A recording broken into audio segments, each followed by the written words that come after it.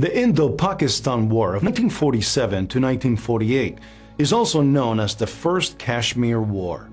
It was an armed conflict that was fought between the two newly formed states over the princely state of Jammu and Kashmir. It was the start of India's illegal occupation of the Muslim-majority state that was bound to be a part of Pakistan. Pakistan has always considered Kashmir a part of its land because at the point of the partition, Kashmir was and still is to this day a predominantly Muslim region. Pakistan is looking out for what it considers its people. Pakistan was created with the intention of creating a country for all Muslims in British India. Many argue that the state of Kashmir was given to India by the Maharaja, but the brutality that had been practiced says a lot about where Kashmir belongs. In August, Maharaja's forces fired upon demonstrations in favor of Kashmir joining Pakistan, burned whole villages and massacred innocent people. After major wars between Pakistan and India on the matter of Kashmir, the world intervened with numerous solutions. Pakistan, with good intention, has always agreed.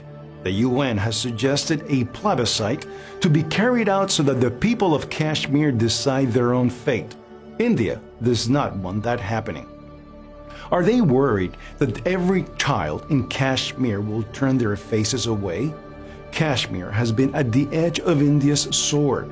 For 30 years, Kashmir has been the hub of brutality and human rights violations. Innocent lives are lost every day in a place that was once referred to as heaven on earth.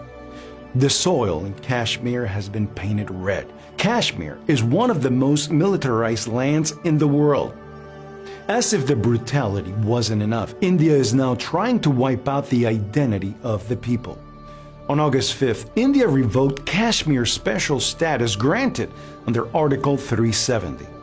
Since then, Modi's fascist government is doing all that it can to change the demography of the land.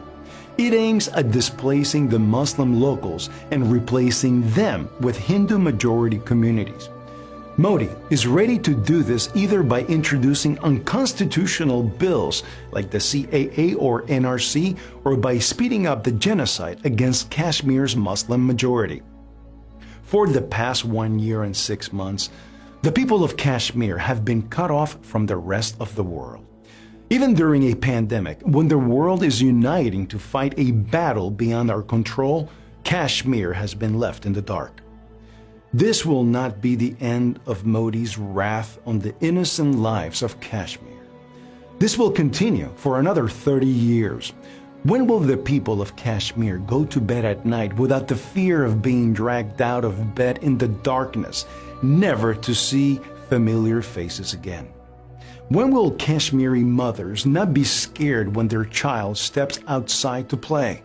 How many more grandchildren will have to sit beside their dead grandparents?